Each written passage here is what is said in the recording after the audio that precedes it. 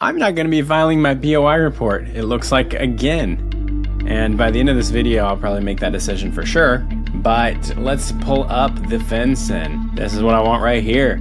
Breaking news. Let's just get into it. So, as of today, FinCEN announced that it will not issue any fines, penalties, or take any enforcement actions against companies based on failure to update or file beneficial ownership BOI reports pursuant to the CTA by the current deadlines. Well, as we know, we just got new deadlines, and that was supposed to be 30 days.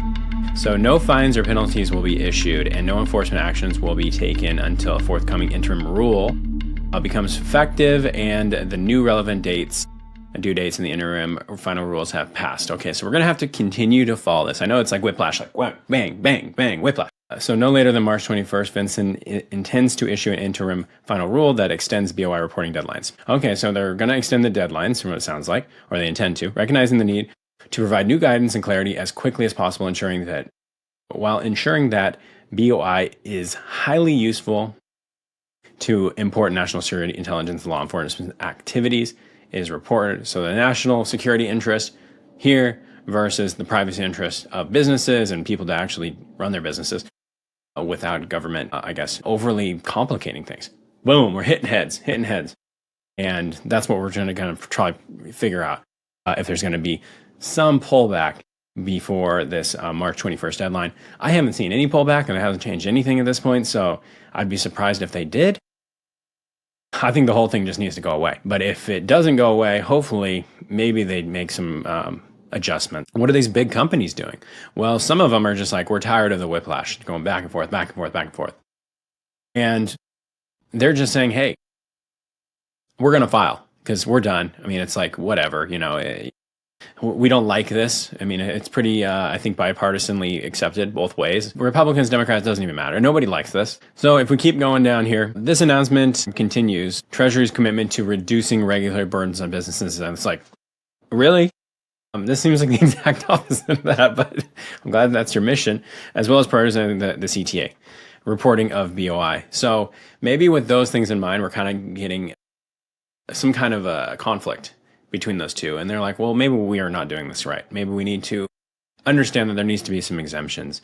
Some of the holding companies or the investment companies, people putting their LLCs in real estate. I mean, do we need every single real estate owner to put this in there who's putting their property in LLC so they can rent it to somebody in their neighborhood? It's like, makes no sense. And I just set up multiple LLCs like past week. Really, really, really a lot to do besides just not even the BOI.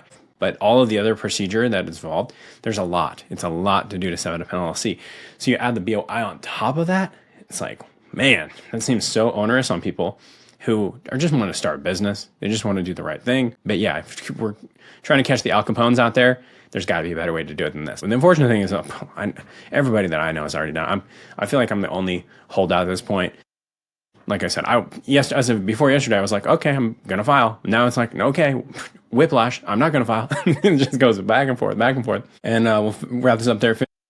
FinCEN also intends to solicit public comment. Well, here's my public comment. This $5 million threshold that people are running into, where it's like, if you make above $5 million, you don't have to do it. It's like, what are you talking about? Like, the people who are making the most money should be the most scrutinized. Why are we doing it only for the small people, the small businesses? You're going after the people who are relying on the bigger companies. And you say, oh, the bigger companies, they're not doing anything wrong.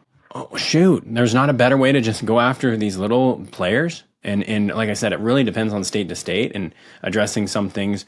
Like, I know New York has already tried to pass laws like this, and other states have tried to pass laws like this. And those laws have gotten struck down.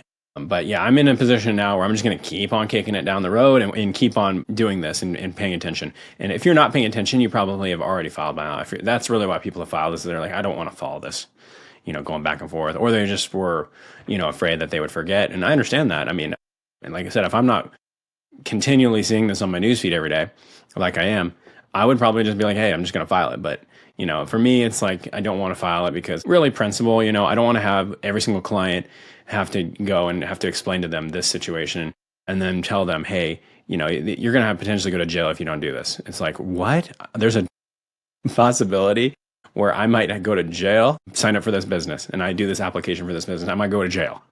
Yes, that's the case. Okay, wow. Okay, just from applying. I might go to jail. Yes, if you forget to do this one thing, it's like, well, holy cow. Is there another option? Can I be some kind of just not be an LLC? Yeah, you can. So you're just like pushing people away who should be LLCs and who should benefit from the LLC system, like so many people have. Millions and millions and millions of LLCs. I heard the other day it's like 40 million LLCs estimated. So it's very common for people to set up LLCs. Super, super common. But now things like this, you make every additional hurdle, you're making it less likely, so that the mom who sets up the the donut shop and gets sued, they take her all of her money, all of her bank account, everything like that, instead of just having an LLC, and they take the LLC. So that's just my notice to you. I'm here for the whiplash just like you are, and just every single day trying to figure out if we're going to be on, we're going to be off. It's really gone back and forth so many times at this point, and I'm really getting tired of it. I just want it to go away because it's so annoying, but unfortunately, I don't think it's going away. I think we're just going to have to keep on pushing and just pray that they pull back on some of the things so that people are starting these businesses up. Like I said, the guy wants to start selling bagels out of his food truck or whatever. It's like, do you need to report your ID card to the federal government so they can keep track of you and then report that for the rest of your life if you move anywhere? Man, I'm like, who's going to remember that? I can barely remember, like, how to do this process, for my own self and go through and do the LLCs for somebody who's never done it, and they're going to have to continue to do it. It's just crazy. And then the penalties are that high. It's just like, maybe it's just not for me. Maybe it's not for me. That's what people are thinking. And business is for you. It totally is the best thing you could probably do for yourself, is to start a business and give that a shot. It would be so rewarding, even if it's not successful, even if you make $50,000 a year, which a ton of businesses all over the country do. You're going to be so fulfilled versus compared to something else because you built it, it's yours. And like I said, you don't have to be a multi-millionaire for this to work out. Just make a good living, especially when you have a business. So many deductions, and you work with your accountant, and you can get so many little things that can be helpful for you. Health insurance or home office, there's so many things that can be helpful for you that you can do versus a W-2 employee, which, it can be great also, but it's very much in how qualified you are, how much schooling you have and all that for the W-2. For business, nope, you can just get in and just start working and start making money, and it really depends on how much you want to work to how much you want to get. There's an exponential potential for the business W-2.